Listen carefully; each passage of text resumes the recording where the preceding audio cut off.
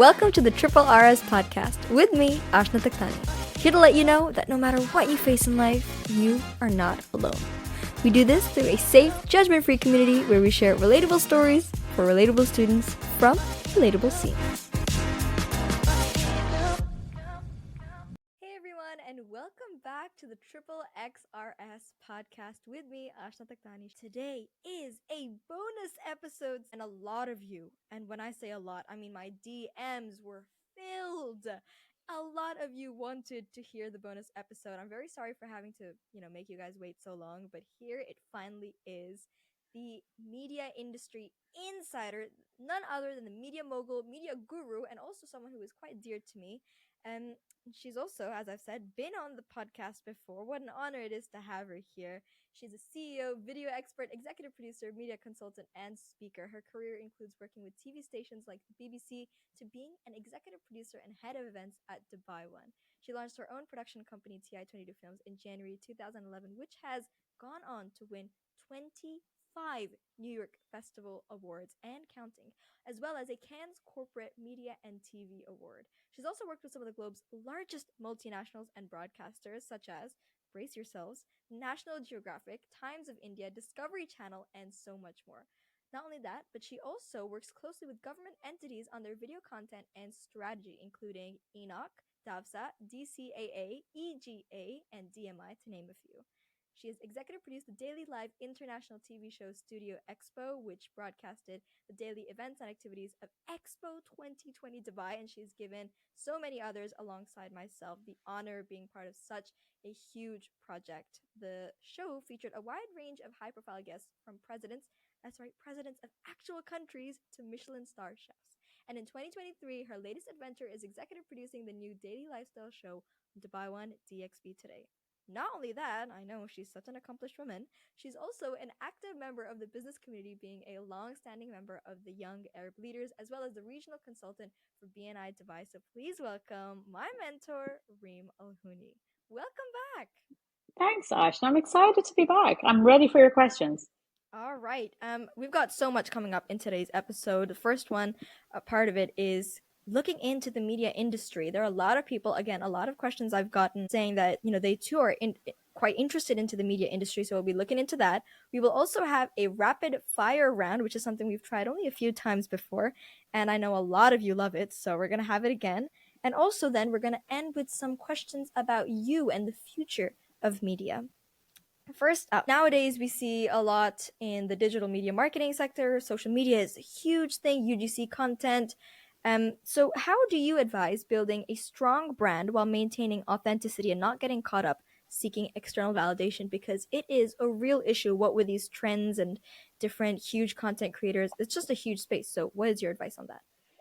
So I learned a very interesting quote recently that in life, 30% of people you meet are going to love you. 30% of the people you meet are going to hate you. And 30% of the people you meet are just indifferent, So when you start to really understand that and realize that you don't love everyone too, there are plenty of people you don't love, people you hate, and people you're indifferent to, you stop expecting that from everybody else, right? So the reason I'm sharing that is because I think you need to apply the same strategy with your content creation and with your posting. Your posts are not for everybody. There are going to be people who don't like it, and that's fine. There are going to be people who don't care, and that's fine.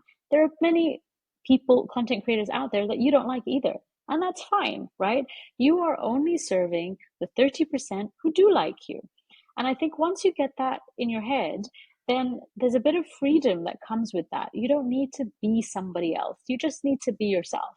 You need to share value, be as authentic as possible, and the right 30% will be attracted to your content and you will grow with them. So I think, this whole focus on, the external validation, it helps when you start to understand that who are you getting external validation from, right? Who are they? They're people like you and me, right? So what makes their thumb up or their comment, any more valuable than someone else's? Not much, right? So to understand that, not to expect that from everybody is the key. The second thing I was going to say is, especially in the social media world, not everything happens in public. A lot happens in private. So what do I mean by that? So I post on LinkedIn every day. Not all of my posts have great engagement or have a lot of, likes or comments on them, but I'm pretty confident that people are still watching and still reading. And how do I know that? Because I still get a lot of DMs, right? So keep in mind what your behavior is like. Do you like and comment on everyone's posts that you like? Do you? Do you, Ashna? I mean, well, sometimes yes, sometimes no. Sometimes, but not always, right? So most people, they don't sit there actively liking and commenting on everyone's content, but they're still watching it and reading it, right? So the likelihood is people are still consuming your content, even if you're not getting that validation and getting those comments and getting those posts. So I've stopped looking at all of those metrics. I don't think they matter. I think you need to be as authentic as possible, as in just be yourself, because the biggest compliment is when people meet you and they're like, oh, you're exactly how I thought you were going to be. Because that means you haven't put anything on for the camera. You're literally being you. And the right 30% will be attracted to that. And that's all you really need to focus on. Don't worry about the remaining 70%. It's incredibly important, and also it is, you're right. I mean, now that I think about it, not everyone does comment on people's posts, but that validation part, seeing the new followers, the likes, those notifications, obviously social media has been curated in such a sense that you feel addicted to it. The mindset, you said, very important, but how do you think people can adopt it? Like, is it easy to adopt, or do you think it takes a lot of practice? I think it does take practice because I think you have to get to a point where you also try and shield your mind. And what I mean by that is, so I heard this years ago from Mel Robbins. She follows something called Unfollow Friday. And I love it. And so I just start unfollow people, so anyone who makes me feel negative in any way or just gives me that feeling where I'm just like, well, yeah, that's giving me a weird feeling. Unfollow. You get to choose what you consume. You get to choose what you put into your head. So I think that the less you expose yourself to content that gives you that feeling of anxiety or that need to compare, then you kind of stop, you start focusing on your own content in your own lane. And sometimes it could be your friends. Sometimes it could be the people you least expect that you just need to unfollow and not have in your line of sight to just focus on your own lane.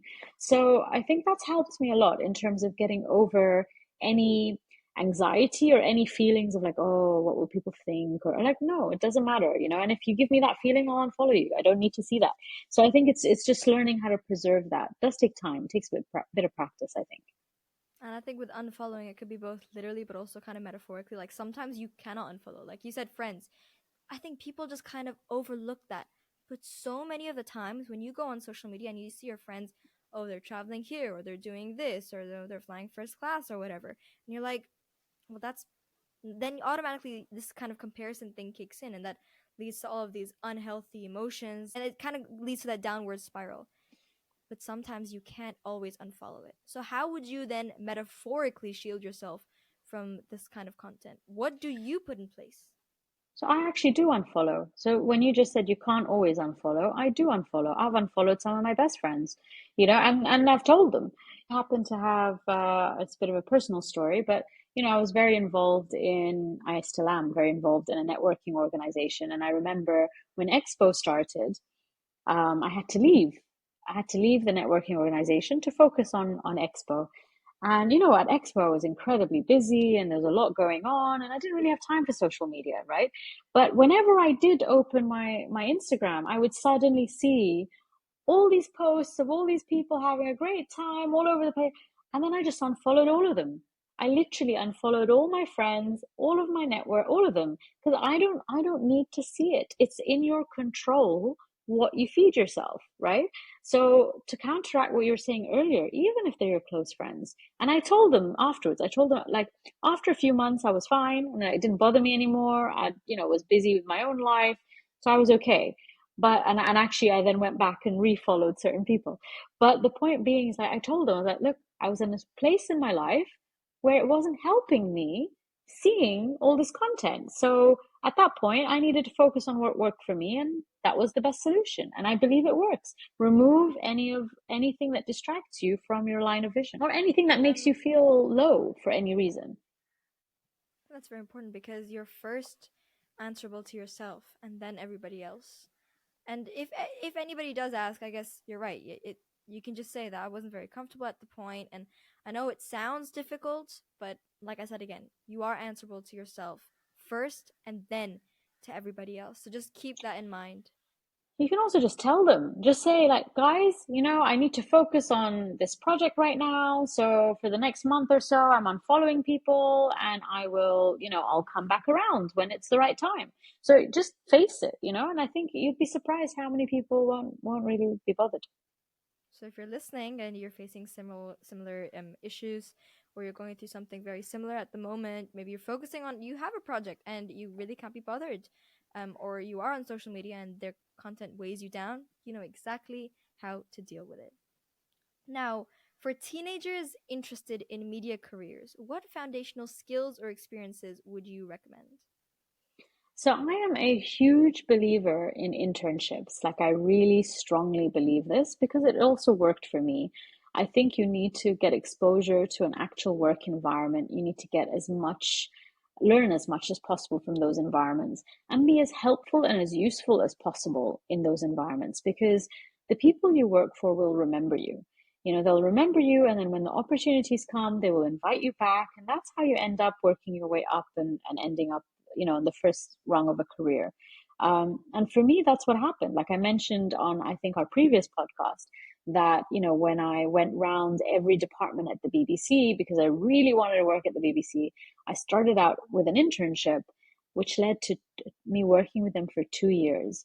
And the producer who took me on, I built such a strong relationship with her, and I was so helpful. Like, literally whatever she said I was ready to do, but not just ready. I think you have to have that foresight to see how can you help them. That when she moved on to her next show, she rang me again and I ended up working with her again. So you end up building relationships with your seniors based on the experience they have working with you, which can start very young. It can start when you're 16, 18, 20, like that age range. You want to be as willing as possible to help and do whatever you can to support them. You will be remembered, and that's how your career will start. Now there's we're also debunking some myths that we've got floating around. And again, we spoke about this in our last episode. And it was you as a person, you have really worked your way up. People think nowadays that because obviously it's floating around everywhere on social media, or you can just start and it's really, really easy. And so they just think they're automatically presenters, or they're in certain roles. What do you say to them, and why do you think it's so important to try out these different roles? So I think a couple of reasons. One is that only by trying different roles do you really start to understand where your skill sets are, where your strengths are. You get exposure to different areas. So it's actually in your interest to learn as much as possible. I mean, in my case, I was very sure I was going to be a camera person. And then I ended up in a very challenging 6 months. It was an amazing experience at the camera department of the London studios. Amazing, because I was suddenly on set of all these amazing TV shows that I was watching. It was very exciting. But I also realized during that experience how difficult it was, how physically fit you had to be, how heavy carrying cables, are. So because of that experience, it navigated my career in a different direction. So I think you need the experiences to learn and to understand what your journey should look like. But second, because of that experience, I now understand that role so much better. And I think the more roles you start to understand, the stronger your whole understanding of a production can be. And then you're able to have that empathy, you're able to support, you're able to plan in a way that keeps everyone in mind. So, I mean, I learned very early on things like just understanding the importance of food. Like, it sounds like such a silly thing, but actually, for me, if a crew is well fed, then they'll go all out for you. So food can play a huge part in any production. So I pay a lot of attention to the type of food, the frequency we're eating, how we're eating. Is it hot food? Are we indoors? Are we seated? Are all these little details matter, because I know that if a crew is well fed, they're going to do a great job filming, editing, whatever else I need them to do on site. So you start to understand these things, but only because I have gone through those roles. I'm not sure I would have paid as much attention to food had I not experienced it myself. I think I remember the day when all the presenters came in for the little shoots that we were doing around the Expo Dome. I think there was a shawarma cart, if I'm not wrong. I can't remember who brought it, but you were emphasizing a lot on the fact that eat, guys, eat. That is, I think, one of my fondest memories of Expo. Just the shawarma cart with like the other presenters, and it was really fun. And you're right. Like we don't realize the importance of it until we've obviously done it, and then other people see that, oh my god, she really does get me, and then obviously they want to work with you, they want to be around you, and that's obviously, I think, a great secret to how you have such a great team all the time. Looking across your very impressive career, what would you say is your greatest professional accomplishment? So that's a tricky question because I've had so many amazing moments that have felt like huge achievements. Although it was quite recent, I still think Expo was one of my biggest to date. I think, having done 183 live consecutive TV shows, and honestly, that moment where we finished episode 183 and we were off air, realizing that we'd successfully completed them. I think that was such a huge achievement. Um, and it may sound like 183 days. That's not one milestone. That's like 6 months worth. But across that 6 months, we interviewed dignitaries, celebrities, royal family. We were such high profile guests, but also the challenges we had. I think it's like overcoming all the challenges. Like I'll always remember, like it was 2 days before National Day, and I was called into a meeting, and they said, "Look, how long can you stay on air during National Day?" Now, for those of you who don't understand the TV world, that's not a normal question to be asked. And I just looked at Mandy. Actually, she was from the head of broadcast, and I said, "Well, how long do you need me to be on air?" And she said, "7 hours." And I know many people who in that moment would have gone like, not possible. But I love challenges. And I heard that and I was like, yeah, we can do 7 hours. And then it was like, what do we need to know? And she said, I'll get back to you with a plan. I said, great. And I walked into our office and I said, guys, in 2 days' time, we are doing a live 7 hour show. Keep in mind, we still have 2 days actual shows to do before the 7 hour show. Let's get started. And that ended up being one of the best shows we've done. Like for 7 hours, I don't think we had a single error in 7 hours. And we made sure to include all of the presenters. I wanted to make sure we had them all as part of that day. Um, so having a flawless 7 hour live telecast, I mean, that's just one example of the many milestones within the milestone of Expo 2020. So I think that will always be very important. And right now, it is definitely the career high. I think Ferris and I were talking about the exact same thing. I can't remember how it came up, but we went to the Aleph restaurant. I'm not sure if you remember, but I was like taste testing the food on camera, and my favorite part of the entire day was that little pistachio ice cream we gave. I was like eating, and we were talking, and it was probably one of the best days throughout the entire 6 months, as I remember, and it was just incredible. Now, what advice would you give to your younger self, knowing what you know now about the media industry? Knowing what I know now about the media industry, I think that I've always been a hard worker and I've always been very persistent, and believe in focus and going after things. So I'm glad with that. But in terms of advice, I haven't always been a people person. I haven't always been someone who networks or gets to know people. And that's something that I've developed as I got older.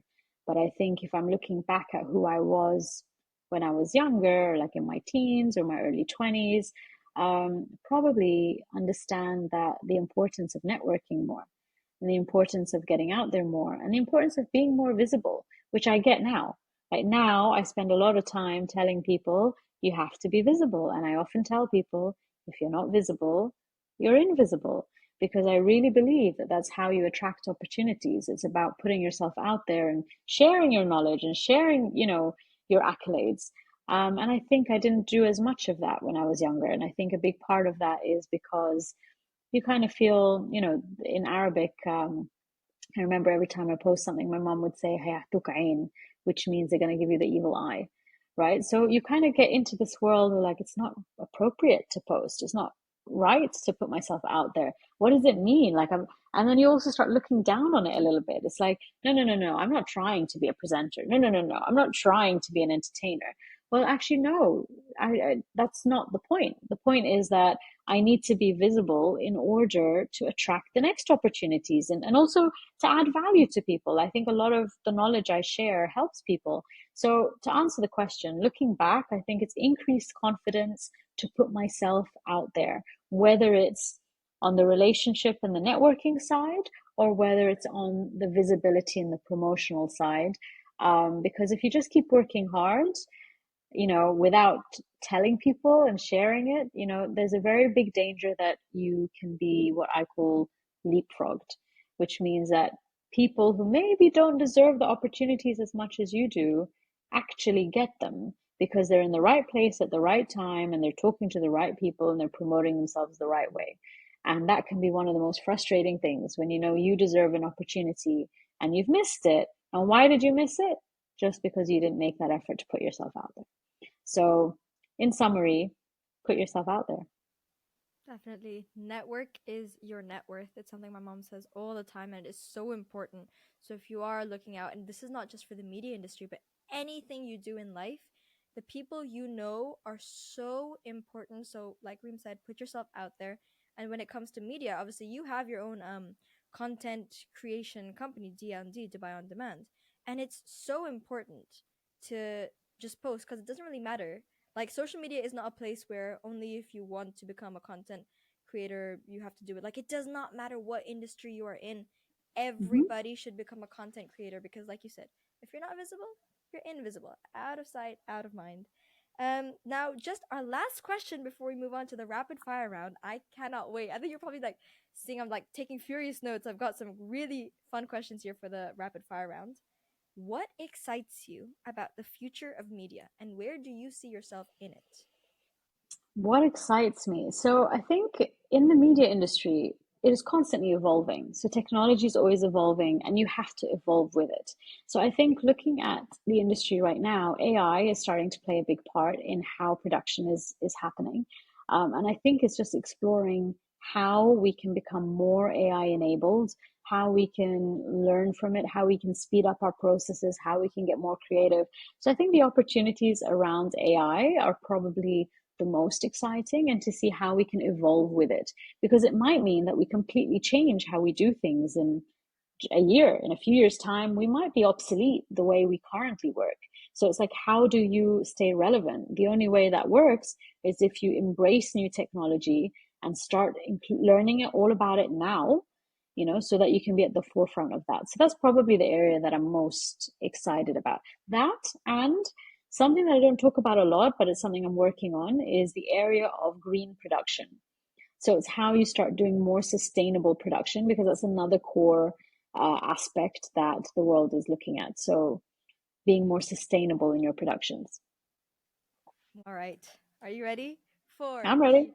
rapid fire round? So it's basically I've got three questions under 60 seconds. But if I start talking, obviously we can take that out of the 60 seconds because that's interfering with your 60 seconds. All right. So we start now. Biggest media industry myth you would like to debunk? That celebrities matter. Do you want me to elaborate? Yes, please. It's okay. I don't think they matter. Celebrities are people. They're celebrities like you and me. And it's the most irritating, annoying thing when I find celebrities who think they are divas or get treated differently or have their own separate lunch in a separate room. I'm like, no, we're all having lunch together in the same room. So for me, it's important that people start to understand that celebrities are humans just like you and me. One tool you cannot live without in your media production arsenal. One took my mind. Wow. Wow. That is so true. I mean, what would we do without your mind? I'm genuinely, I can't imagine. Can you imagine Expo without your mind? I'm Well, going this to is the add this thing. to You it. said your question was that I can't live without. You can live without everything else. I mean, the obvious tool is your phone. You can live without your phone. You can live without everything else. Your mind is what's going to get you out of all the situations you end up in. And question number three, your secret talent that most people would not guess. Would not guess. I'm not sure how many people know this, but I love singing. So singing is high on my list, and I used to be in a jazz choir, and I was in a chamber choir, and I started a singing group in Dubai called the Dubai Canaries because I believe that, again, because canaries are born not knowing how to sing. So I like the idea that they learn from the other canaries around them in the nest. So singing, I think not everyone knows that I can sing. I clearly didn't. And wow, the meaning behind the name. That's so beautiful. Are you interested in birds as well, or is that something you searched up? No, I have zero interest in birds. I have zero interest in birds or animals, but I love the meaning. Like, I do believe that anyone can sing and that you can learn from those around you. So And this is not a part of the rapid fire round, but I would like to know this personally. Are you a soprano, alto? I'm a second soprano, but I mean, it's all about practice, right? So, like, there are times when you're practicing and then your range increases. So every now and then I get put up into a first soprano. I'm out of practice right now, so I think I'm a second soprano. I we need to like collaborate on a song together. Ahana loves singing. You and her should definitely do something sometime. We play the piano in the family, so come over someday and we'll all just like jam to something. I didn't know that. So that you learn a new thing every day. You do. Thank you so much for being a part of the Triple XRS community. Thank you so much for coming on this episode and giving us this bonus episode as well. It truly is an honor. If you haven't already heard the story of how she predicted that I would be into media when I was like 3 years old, go back to our previous episode, check it out. It's incredible. Thank you for all the advice and the tips you've been giving. It's very useful, especially from a media guru like yourself. So thank you for coming on the show. And for those of you listening at home, there you go, guys. I finally got you that bonus episode. We got it.